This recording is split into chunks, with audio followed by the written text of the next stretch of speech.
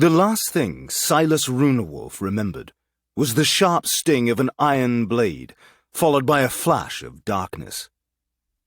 He came to consciousness some time later with a gasp, one that brought with it the acrid smell of a war that had raged endlessly. Scattered around Silas were discarded shields, swords, pikes, great battle-axes, and bodies. So many bodies. The moans of the injured were what ultimately stirred Silas into action. He winced as he discovered a wound from his lower back up to the side of his ribcage, a throbbing reminder of how close he had just come to death. But Silas still had some fight left in him.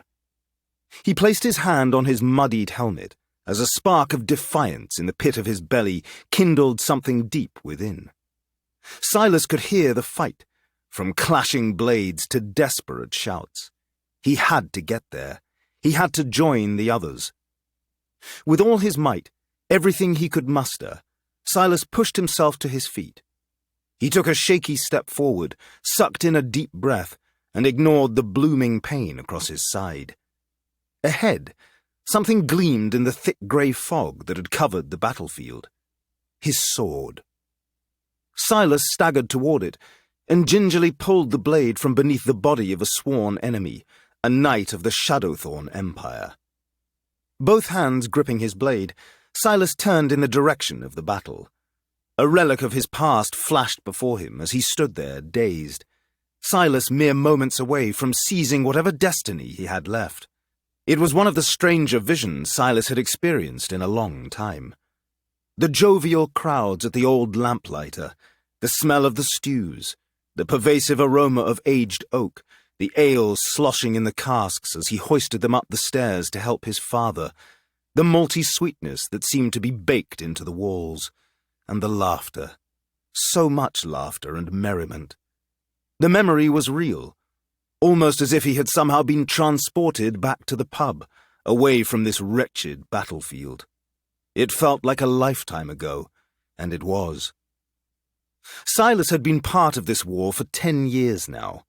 The only ales he'd had since his days at the old lamplighter were given to him in leather flasks, part of his rations.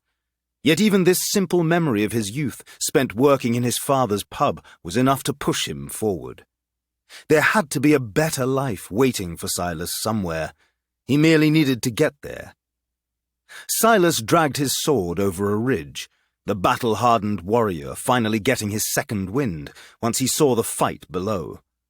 The ominous red Shadowthorn flags on the horizon overpowered the gold of the Aurum kingdom.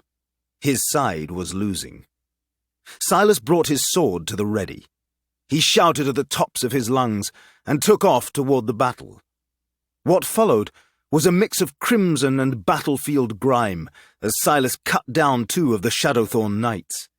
He rallied the soldiers that were left, the royal guard joining him in his epic push forward.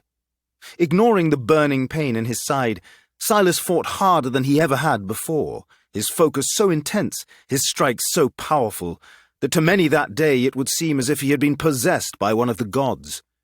The rally was working. Hope was on the horizon, until it was suddenly stripped away. "The enemy approaches!" one of Silas's fellow soldiers shouted. "Hold steady!" yelled another. The ground rumbled as a cavalry of mounted Shadowthorn knights charged into the fray. The vanguard, as they were known. They made quick work of Silas's men, and soon Silas found himself all alone, surrounded by a menacing tide of foes. "He's the last one," said one of the vanguard knights, as he pointed his sword at Silas. After conferring with the mounted knight next to him, the man returned his focus to Silas, who stood before him hunched over, covered in mud, and bleeding profusely from his side. The vanguard knight spoke again. "Lay down your weapon, Auramite. You will be taken prisoner. The Shadowthorn Empire will—" Silas lifted his blade and glared at the man through the slit on his helmet. He knew all too well what the Shadowthorn Empire did to their prisoners. He spat blood onto the ground in defiance. In the end, it wasn't the mounted vanguard knight that brought Silas Runewolf down. It wasn't a stray arrow, a pikeman, nor was it a battle-axe.